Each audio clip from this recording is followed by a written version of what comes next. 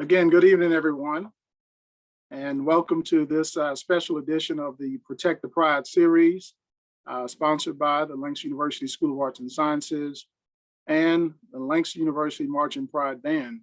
The purpose of this seminar is to provide you with information and answers to your questions about COVID-19 and the COVID-19 vaccines. In the band, we've seen a large increase, a substantial increase in the number of COVID cases. So we wanted to make sure that we provided each and every member of the band in particular, but our population in general, about information concerning COVID-19 and the vaccines. We have some dynamic, phenomenal young doctors who are here to lend their expertise. The first doctor I want to introduce to you is Dr. Chris Harris. Now, Dr. Harris is special to Langston in that his mother is the dean of the School of Education. So all of you music education majors and physical education majors, his mother is your dean. So he's very familiar with Langston University. He is a Jackson State University graduate. He was a former member of the Sonic Boom of the South. So he really loves music and the band. He currently serves as a family medicine women's health fellow at the University of Illinois in Peoria. And so let's welcome Dr. Chris Harris. Also, next is Dr. Samuel Alex Henderson. He is a 2010 graduate of Langston University, one of my former students, and I think Dr. Nadu is on the line. I just saw her name, and so one of her former students as well. He's a 2016 graduate of Meharry Medical School. He did his family practice residency at the University of Arkansas Medical Sciences Center. And currently he's a hospitalist at Lovelace Medical Center in Albuquerque, New Mexico. So let's welcome back home for the first time in a long time, Dr. Alex Henderson. So, these two professionals have gotten together and they've decided that they're going to answer questions and do their own introductions. So we're going to turn it over to the good docs. And if you have questions throughout the seminar, please put those questions in the chat and we'll be sure to get your questions answered. So Chris, if you don't mind, I'll lead off. We wanted to first say that, you know, we want this to be a formal talk. We don't want this to be anybody waving their finger at you, telling you to get a vaccine. We just want you to have your advice, okay? And Chris, do you have anything? Sorry. Yeah. This is also, an open forum. There is no such thing as a stupid question. Anything that you can think of that you want to know about, feel free to ask us and we will do our best to answer it. And if we don't know it, we can point you to the right direction on Dr. Google. I think, Dr. Peterson, if you don't mind, it'd be a good idea just to read off a couple of different questions, just as an icebreaker that we got. The first one is, are the COVID-19 vaccines safe? So the answer, the long and short of it is yes. These vaccines are extremely safe. All three of them, meaning Pfizer, Moderna, and Johnson & Johnson. You know that Johnson & Johnson was in the news some months ago for some blood clots that were related to the vaccine, but the actual rate of those happening was extremely, extremely low and honestly quite minuscule. So it really didn't play a huge factor in them. And then also Pfizer was just recently approved full-fledged by the FDA, so further certifying its safety.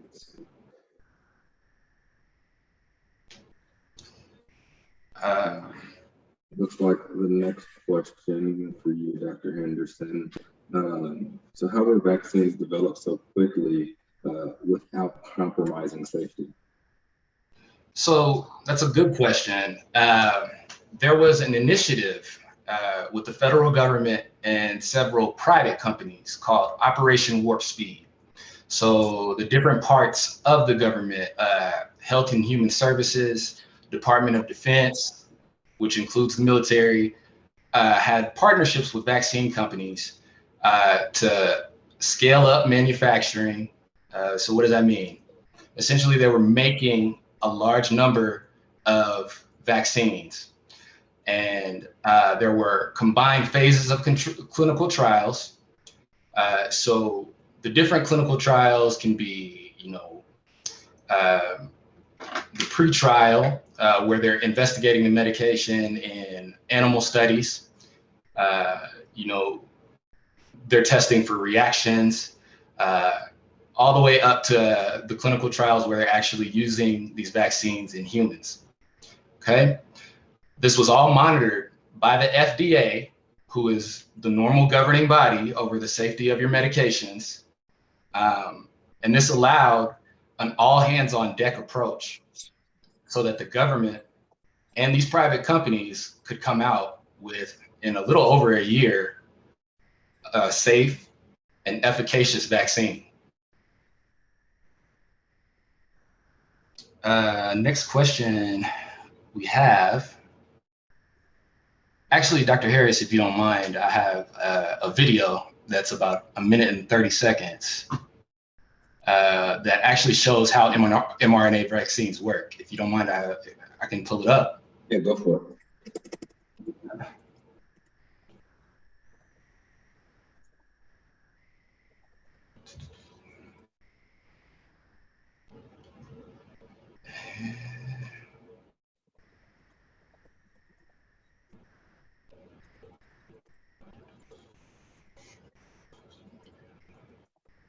Sorry, 1 second. And Dr. Harris, while Dr.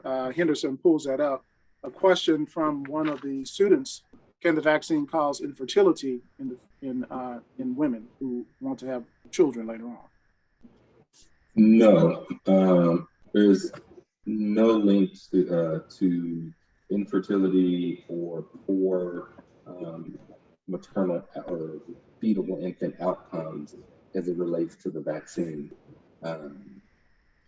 On the flip side of that, we do know that COVID itself does can cause a lot of long-term problems that can be worse when you are pregnant because of natural changes in pregnancy, and then combine some probable changes due to COVID, such as heart problems due to COVID, along with the increased risk of an enlarged heart during pregnancy. We've actually seen in pregnant patients who do get COVID, a lot of them will, what we say, fall off the proverbial cliff. They will do just fine and walk right up to the edge, and just, literally 5 minutes later, they are needing to be intubated, and we're rushing them back to the OR to do a C-section to get the baby out. And in addition, the vaccine has been endorsed by all of the major players when it comes to pregnancy: the AAFP, American Academy of Family Physicians, ACOG, the American College of Obstetricians and Gynecologists, and SMFM, Society of Maternal Fetal Medicine. Okay, thank you, Doc. Dr. Henderson, are you ready with your video? You're muted.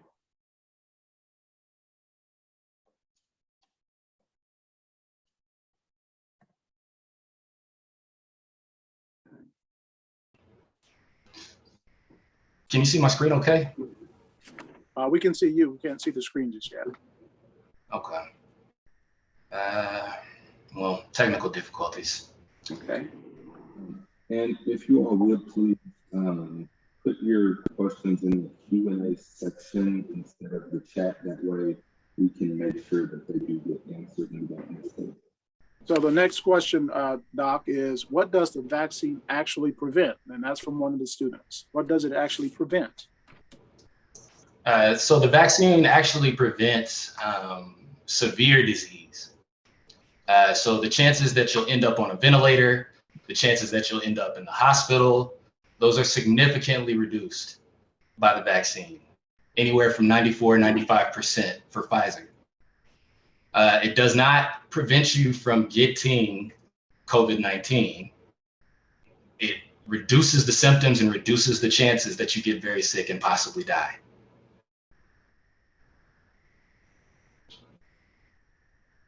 Our next question is, can infected people receive the vaccine? Yes, and there are some guidelines regarding that. So if you recently contracted COVID and you are no longer having any symptoms, for the most part, your symptoms have improved, then you can go ahead and get the vaccine. There are some things that are a little bit longer lasting, like loss of taste and smell. That's not going to stop you from getting the vaccine. If you got the monoclonal antibody infusions for treatment for COVID, then it's recommended to wait 90 days prior to getting the vaccine.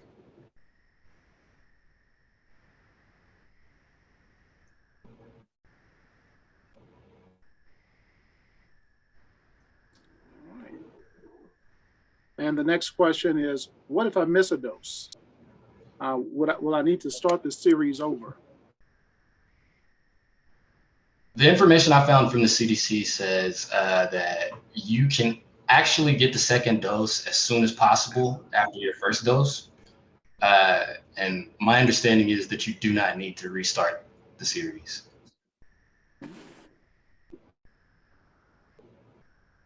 What should I know about allergic reactions? What are the warning signs and how should I monitor myself? Yeah, so symptoms of an allergic reaction to the vaccine are, they're not that common, but they do occasionally happen, just like with anything else. Those who have those usually have a history of having allergic reactions to other things. Things to watch for would be itching, difficulty breathing, throat swelling, facial swelling. Those are the big things. If you are someone who does tend to be allergic to medications or have other allergies, recommend that you take a antihistamine such as Zyrtec or Claritin about 15 to 30 minutes prior to getting the vaccine, and then being monitored for another 15 to 30 minutes after. How effective are vaccines in people with with compromised immune systems, such as HIV or cancer?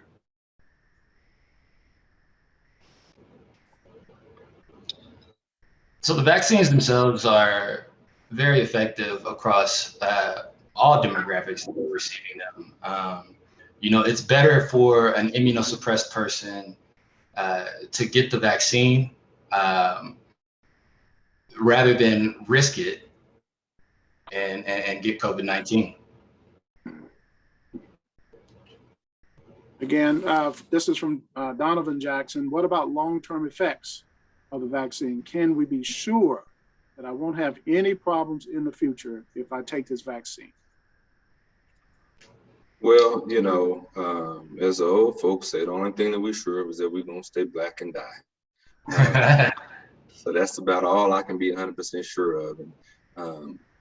And while, we cannot say anything with 100% certainty, what we do know about the vaccine is that this is not new technology. This is stuff that's been around 15, 20 years. And we cannot make decisions based on the unknown. We have to make decisions based on the information that we have at hand. And then if something were to come available to us later, then we'll make that change. I think the most well-known example of that would be tobacco. Everyone smoked all in the early 1900s, all the way up until, honestly, till now. I mean, over the past 20 years, it's went down, but no one knew or thought about, what's the long-term effects 30, 40 years down the line of this. But but now we know when changes were made. I highly doubt that the vaccines will have any long-term effects because we have not seen that with any vaccine that we have given to people, at all. Me being in my 30s, I've had pretty much every vaccine that they've made, and we're all just fine. There's no such thing as vaccines causing autism and all that other jazz. But we also know the effects of COVID. And I think the known unknown of COVID, to me, is a little bit more worrisome than what may or may not happen with a vaccine, 30 years from now. At least I'll be able to live to that 30 years. Now, Doc, you mentioned something about the technology that's been here a long, long time that's developed these vaccines. Can you elaborate a little bit on that? Yeah, sure. So what I mean, mRNA technology is something that, we as a science community have been trying to figure out how it can be used in many different disease processes, adenovirus, HIV, other things. And so it's been studied. It's just that those particular viruses have components that don't allow that technology to be successful in mounting the appropriate immune response that we want. And so they just applied it to COVID, and here we are. Good, thank you, Don. Question for you, Dr. Henderson. What if you already had COVID and recovered just fine? What would be the point of the vaccine? Yeah, so that's a good question. It actually increases your immunity. So I had COVID-19, and I got it shortly thereafter, after I recovered, about a month after. I did just fine with it. I didn't have like a overreaction or anything like that.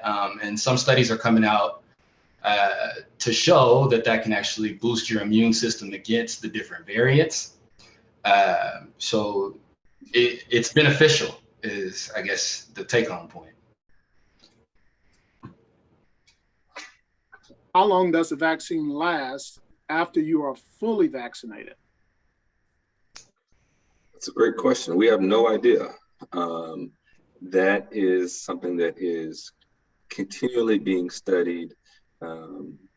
As someone who has gotten the vaccine, I completed it at the beginning of January.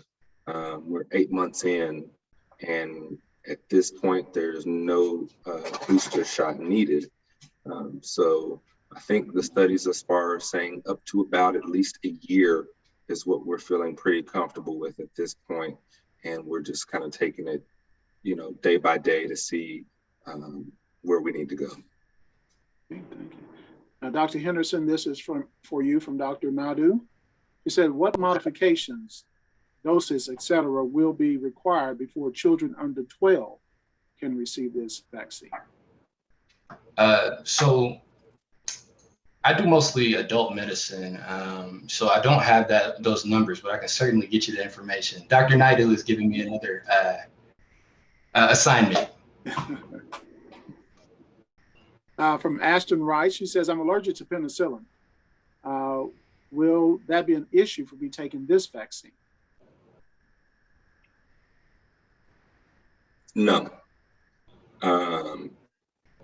And just as an aside, with your allergy to penicillin, just clarify when you were told that you were allergic to penicillin. It's very common that kids are told by their parents that they were allergic to penicillins, and in all actuality, they're not. Next question says, I know you said it prevents severe disease, but does the vaccine prevent transmission of the disease?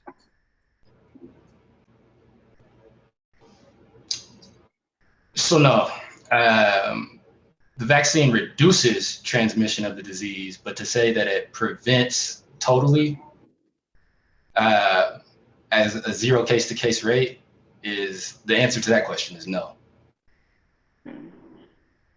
Are the vaccines effective with in people who have sickle cell disease or sickle cell trait?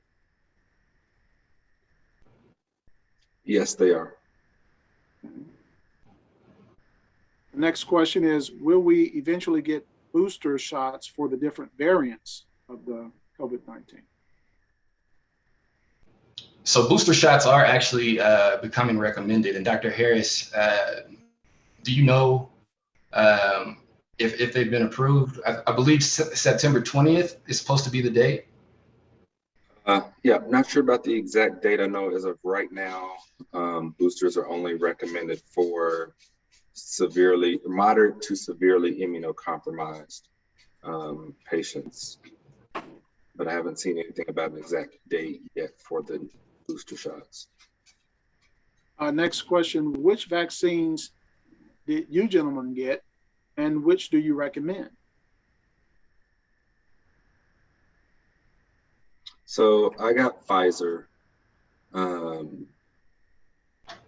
Really, from what I've seen, if you're someone who's scared of needles, then you need to get Johnson and Johnson because it's a one and done.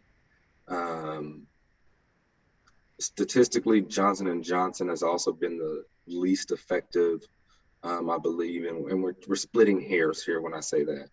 So I'm saying instead of 94.7% effective, which is Pfizer, Johnson and Johnson is 92.8 or something like that. So really not a huge difference. We're like I said, we're splitting hairs. From what I have seen, Pfizer caused the least amount of side effects associated with the vaccines compared to Moderna. But I mean, at the end of the day, there's three options. Get whatever's available at your local institution facility. So I got the Pfizer vaccine, and like I say, I had no problems with it. I got it after I had COVID-19, and if I contracted the virus, I didn't know. So as far as my thoughts on which vaccine to get, again, you are splitting hairs. Just get it, however you can. Right. How do we know? Dr. Peterson, sure. Before we go to the next question, I saw one in the chat here that kind of goes along with this. How do we know if we're fully vaccinated, meaning after the second dose? They told me I have to wait 2 weeks. Is that correct? Yes. Yes. Your body has to create the immune response necessary to defend you against COVID. And so fully vaccinated is 2 weeks after the last dose of the series. So for Moderna and Pfizer after the second dose, for Johnson and Johnson after the single dose. All right, good questions, students. Keep those questions coming. What happens if we do not get a booster shot?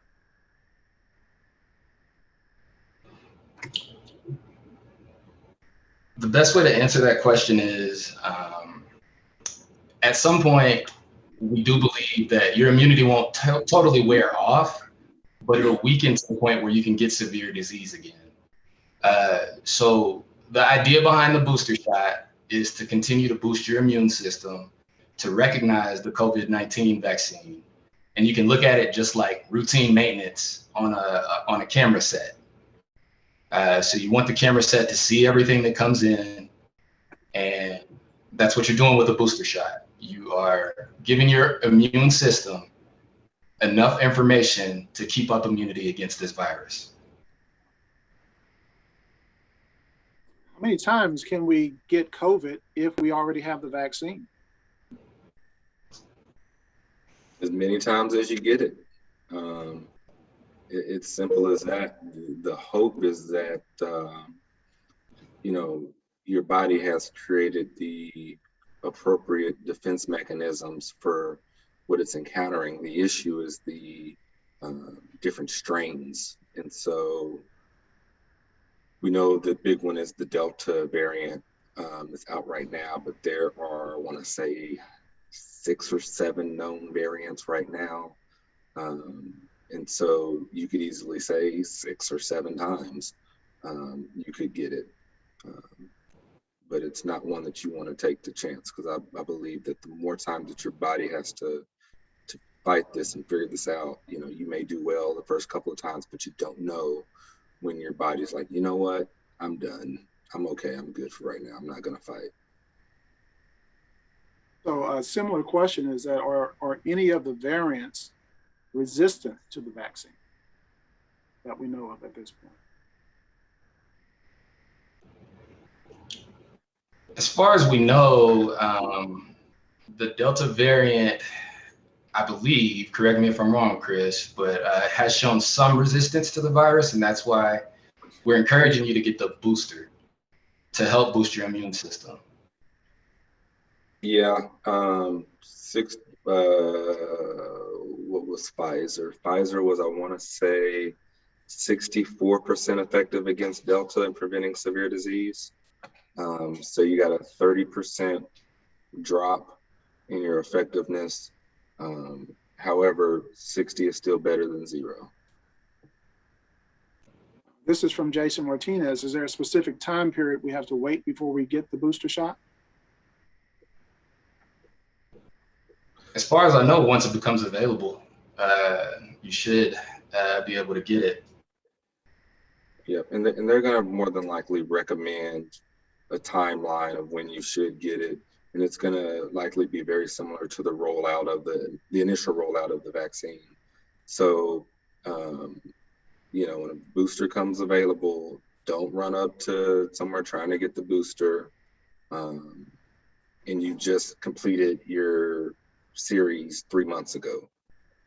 You know, have a seat, chill out, you know, let those who got it at the very end, who are likely wearing off, let them get pre-vaccinated and boosted. And then when your time comes, then get it. Caleb asked the question, well, what if I just don't get vaccinated? You're putting yourself at risk. And that's the God's honest truth. The virus is real.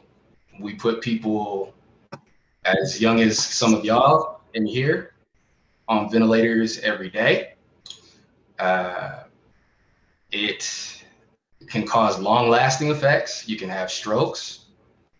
You can have problems with your lungs, so you can't blow into your instruments anymore. The risk the virus poses to you is far greater than the risk this vaccine poses to you. The risk that the vaccine poses to you, when I say that, I have some rapid fire numbers. Of the 175 million people fully vaccinated in the United States as of September 6th, the number of cases of anaphylaxis works out to about 2 to 5 people per million. So that's 0.00002 to 0.00005% of people have anaphylaxis, meaning a severe allergic reaction. It goes on like that. The numbers are very small. I have one more, death for any cause after receiving the vaccine. And that means if it's totally unrelated to the vaccine and the person got the vaccine and died shortly after they counted it. Of the 175 million people who were fully vaccinated, 7,218. So that's 0.0020%. And you don't even know if those deaths are related to the vaccine. So to further clarify what Dr. Henderson is saying, by all cause and, you know, like catch all, that means that you got the vaccine, you went out, got in your car and had a car wreck and died. You know, we know the vaccine didn't cause the car wreck. You were hit by a drunk driver, you know, but they were included anyway. And so it's the same thing that you even see with medicines and side effects reported on those. So Deron asked, do I necessarily need to vaccinate if I'm completing social distancing and taking all precautions to prevent getting COVID? Yes, unless you're going to move to the uninhabitable lands of Canada, you are likely at some point going to be around someone without a mask on at some point, whether it is your mother, your significant other, classmate, whatever, you're going to be around someone at some point. And so it's better safe than sorry. COVID is very unpredictable. That is the scariest thing about it, is that you do not know what's going to happen. And that's what makes physicians very uncomfortable. We can deal with a lot of things and a lot of bad outcomes when we can predict what's going to happen. It's when we do not know that things get crazy. So Dr. Henderson, this is from Dr. John Coleman. Question for you. He said, there's a rumor on social media that the vaccines can cause rampant flow of antibodies that can harm the body. What is your comment on this? Well, so the vaccine itself, Pfizer for sure, is an mRNA vaccine. And so the mRNA vaccine, the long and short of what it does is it gets your body to produce proteins that mimic a protein on the surface of COVID-19 and allow your body to identify COVID-19 if you're exposed.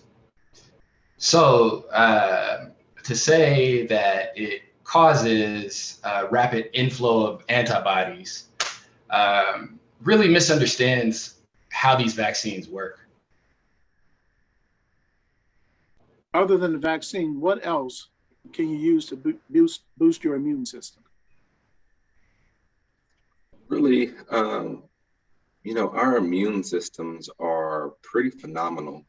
And our bodies in general are pretty phenomenal. If you think about all the things that have to go right every single day for you to continue to function like you are every single day for as long as you've been alive, we're talking about billions of processes have had to go right.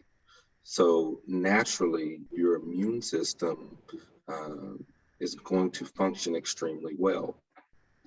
There are some things where people will talk about echinacea, vitamin C, other things like that. And, taking vitamins is fine. It won't hurt you.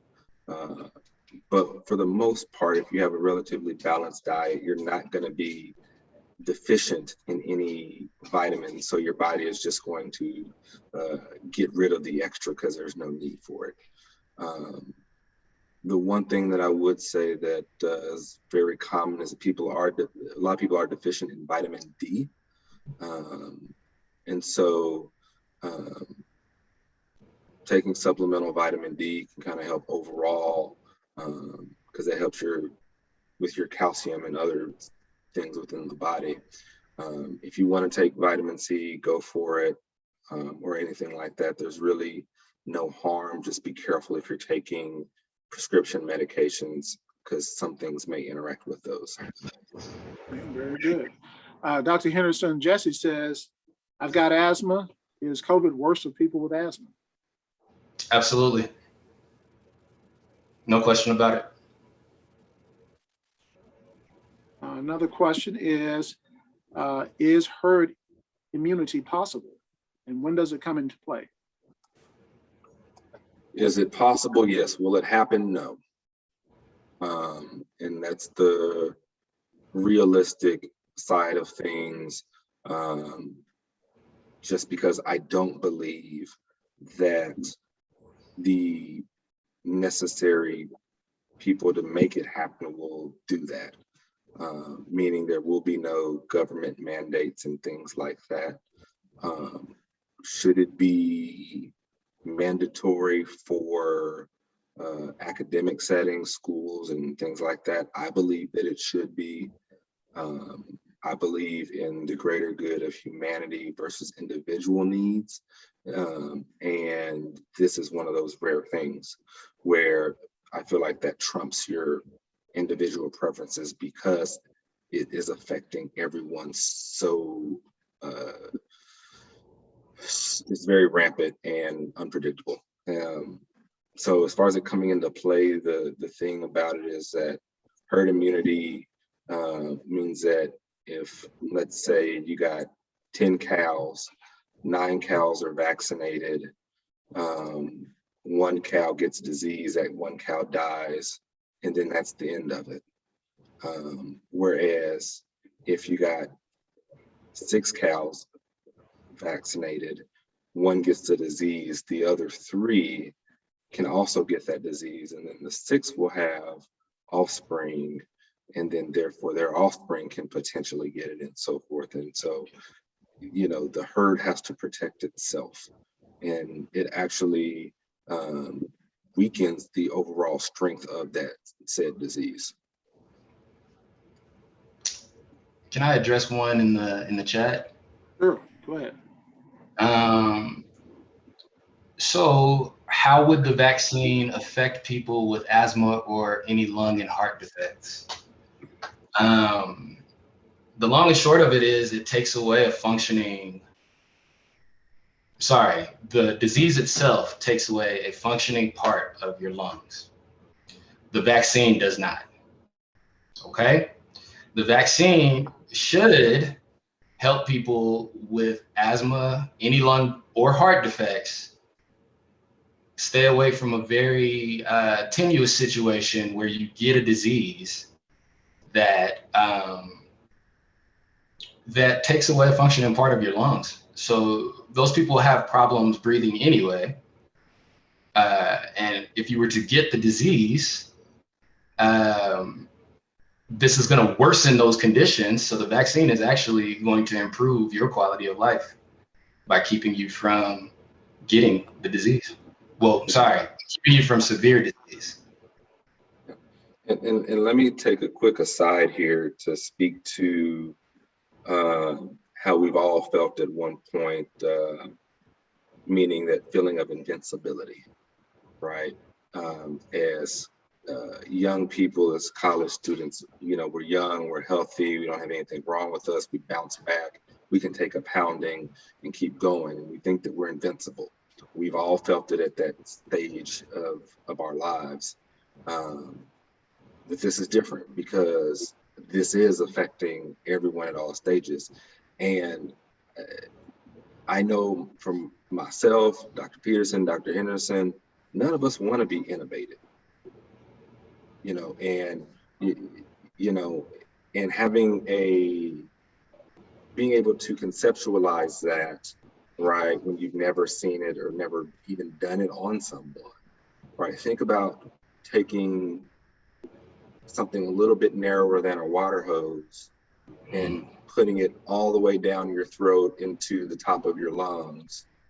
You pass out, you wake up now with that water hose in your throat, and it's taped to your mouth, your hands are taped to your side, it can't go anywhere, right?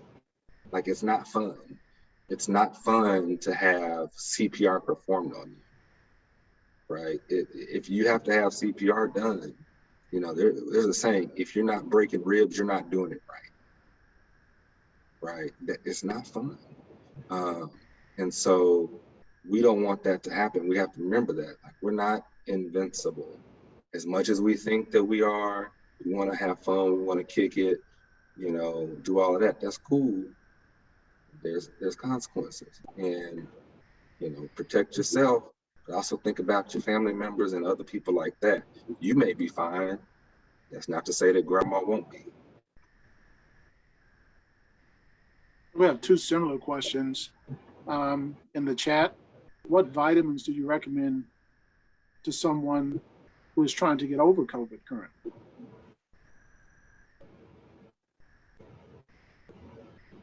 None specifically. There's not much you can do. You know, usually I when I have patients with COVID, I see them in the outpatient side of things, just symptomatic management. Vitamins are vitamins. They have very specific functions, and they function differently than certain medicines. And so it's not to say, don't think, oh, I'm just going to take these vitamins and this will get rid of that. Yeah, maybe, maybe not. That's not their intended purpose necessarily. So Oscar asked a question, if we're vaccinated, will our offspring be partially immune from COVID? I've not seen any research that says you will be, and I don't think the answer is yes. Actually, it is. Okay. If you are a female, women who are pregnant who have gotten the vaccine, there's been some studies to show that there is some antibodies passed on to the infant, and then also passed on through breast milk as well. So guys, no, won't help you at all as far as your offspring, but for the women who do end up getting pregnant, there is some benefit there. And we have one question from Leah, who asked about someone having type 1 diabetes. Does the vaccine still help or hurt? The vaccine helps you for sure if you have type 1 diabetes. Effectively, you fall in the immunosuppressed population. So with type 1 diabetes, you're actually one of the people that we encourage the most to get the vaccine.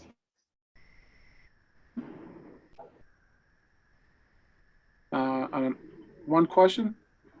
I am curious to know, in your opinion, why are some people asymptomatic? Because they got lucky. It's just the way that it goes.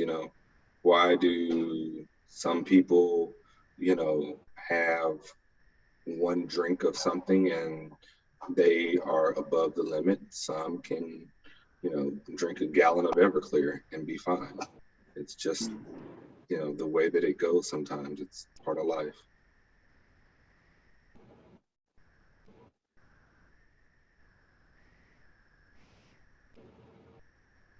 What can I do to help someone who has tested positive for COVID?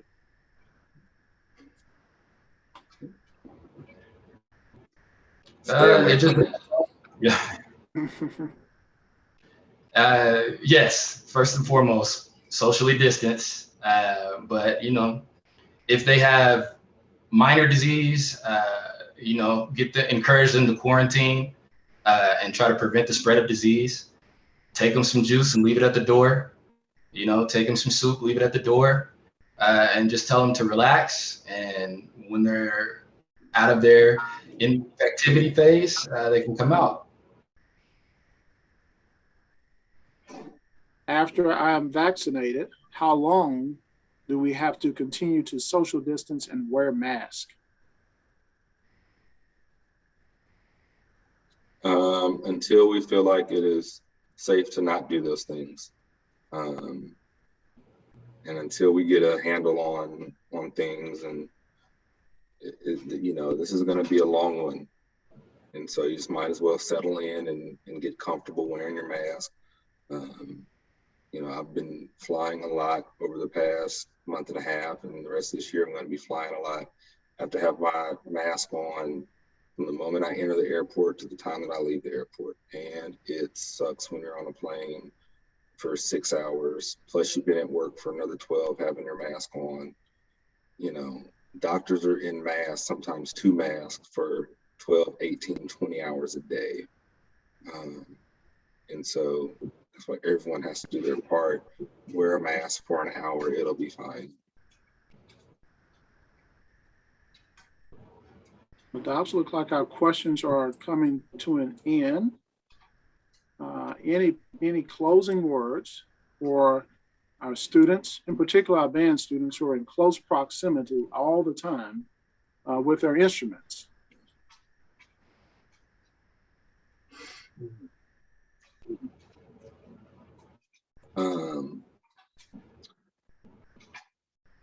Wear your mask on the bus, wear your mask in the band hall.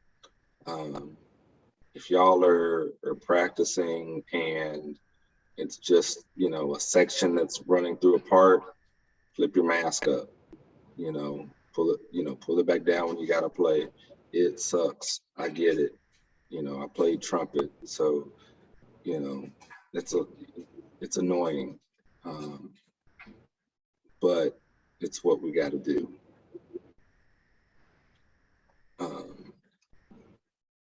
I think there are some other questions that we may or may not have gotten to answer. Dr. Henderson, do you want to maybe run through these? We can run through these last set of questions here and kind of give abbreviated answers to them. Sure. So will it take 4 or 5 years for the actual vaccine to be produced? Will it take 4 to 5 years for the actual vaccine to be produced? Yes, that was the question there. So the vaccine is already produced. I'm not really sure how to answer that. Right. I think maybe the question was more so trying to ask what is the production time for the vaccine as far as making sure we have adequate supply. So I don't have that answer. It's, I want to say maybe a few months, maybe, if that. okay. I'm not sure. How'd they make a vaccine so soon, but it took years for the flu vaccine? So the thing with the development of this vaccine that I find very interesting is now everyone is interested in how long it takes to make things in medicine. When prior to COVID, no one cared. No one cared how long it took for medications to get to market or anything like that. And so, you know, we don't know, you know, I wasn't in medicine when the flu vaccine first came out, but, you know, it took a while to get there, and we have the advantage of technology to help us get through things a lot quicker. And so, you know, I'm just grateful that they do have it and we're here. And then as Dr. Henderson mentioned earlier, there's a lot of incentive to get this done a lot quicker.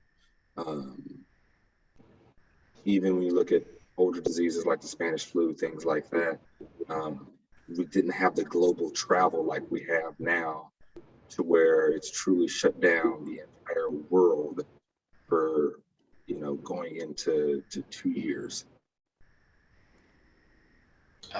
So I have one that I'd like to answer. Will there ever be a cure? And the answer is never say never, but we still have the flu.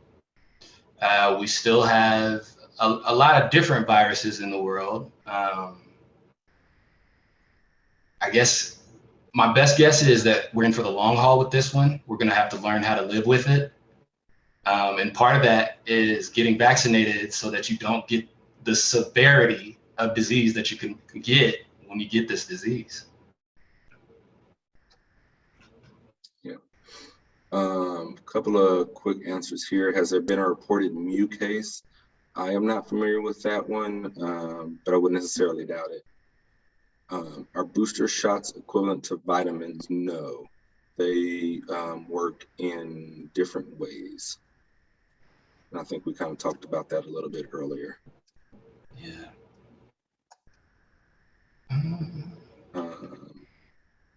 Here's one for you, maybe Dr. Henderson. For the vaccinated deaths, why are the deaths automatically classified as non-vaccine related deaths? So they're not classified as non-vaccine related deaths. It's deaths of any cause after you get the vaccine. So like Dr. Harris was saying, you drive out and get drunk, you drive, and after you had your vaccine, you crash your car, you die, they count that. So, yeah. Yep. What makes us stronger with the vaccine when we can still get COVID? Well, again, so the vaccine itself doesn't stop you from getting COVID. What you want to avoid is ending up on a ventilator or death or the long-term effects of COVID, strokes, blood clots in your lungs. They have something called the long hauler syndrome, where you're almost never the same again. People have problems with their memory. You guys are in the band. Like I say, some of y'all might not ever be able to play your instruments again. Yeah. There's another question I saw. Okay, so what should a person with diabetes that has COVID take for medications? So it depends on what you're talking about specifically with those medications. If we're talking about diabetes medications, then continue to take whatever it is that you're taking. If we're talking about symptom management or medication management for COVID, I would be careful with steroids depending on which type of diabetes you have and how well controlled it is.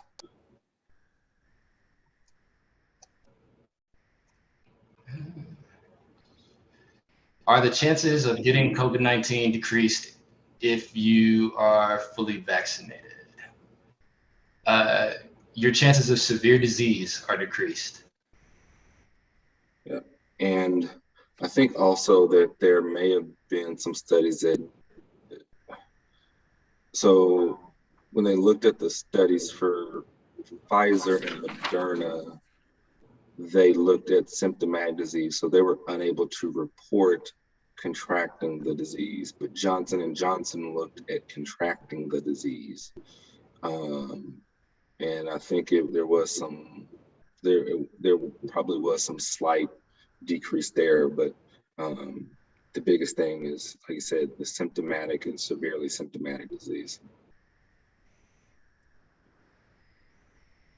Is it true that third dose is coming in the future? That one went away. Sorry.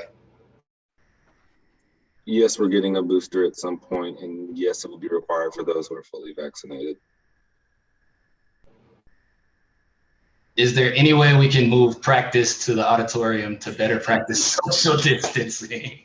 Well, we are certainly working on that now to get them socially distanced so we can have rehearsal as well as continue our performance. I think that's the last question, and we're actually at the end of our time. We want to take this opportunity to thank you, Dr. Harris and Dr. Henderson, for the information that you provided. We want to say thank you to our students who joined us. We hope that you got the information that you needed to make a educated decision on whether or not to get the vaccine. Remember, we want to keep the March and Pride activities going throughout the semester, but if we continue to have the uptick in cases as we've had, certainly we will have to make adjustments in the schedule. The university will be providing the vaccine on tomorrow. I think Mrs. Powell, if she's still there, she can drop the link in the chat where you can sign up or at least show your interest in getting the vaccine either tomorrow or someday later on this month or next month. And so we'll wait for that, and we'll check for any other quick questions before we sign off. And the question is, what version of the vaccine has been provided by the university? I think the Moderna version is being provided. Okay, and Caleb says, thank you for having us in this Zoom and for the information, doctors. Star says the same thing. Thank you for the information. Sure. Can I just add one thing? Sure. So, I mean, guys, like, you're going to get it every which way. Please take this vaccine. Please take this thing seriously. We, again, are routinely putting people your age on ventilators, okay? We are routinely having to tell people there's nothing left we can do but hope and pray, okay? This disease is bad. It's killing people. This vaccine reduces your chances of dying from this disease. Take it seriously. And it is killing Black people faster and more than anyone else. That's Just true. like every other disease, or almost every other disease, we are getting hit the hardest. And I'm just gonna go and put it out there. Y'all can say what y'all want to say. Quite frankly, I don't care. We got to get over Tuskegee. Okay. Yeah. Speak on it. You know, I get it. Hey, we got the trauma from it. But guess what? The difference is the white people getting the vaccine too. So That's right. it ain't just us, right? We got to do what we need to do to protect ourselves, because we already don't have that many of us here in the first place. Okay, we getting taken out by all these other factors. We have something that we can do something about and have some control over it. So let's do what we need to do our individual parts. So not only will we stay healthy, we'll stay alive, be our ventilators, our mamas, daddies, siblings, cousins, all of that. You know, we got to help ourselves out. And so LUMP can continue to function the way that they want to function. Absolutely. Thank you very much. Students, Mrs. Powell has put that link in the chat. This is the link for appointments tomorrow, as well as throughout the semester. So please click on that link, complete the information requested. To Mr. Gordon and Mr. Allen, thank you so very much for getting the students online tonight. We had over 225 attendees. Great job, Dr. Harris and Dr. Henderson. Thanks for the straight talk. Sometimes that's what we need. We certainly appreciate each and every one of you. Have a good night, and God bless each of you.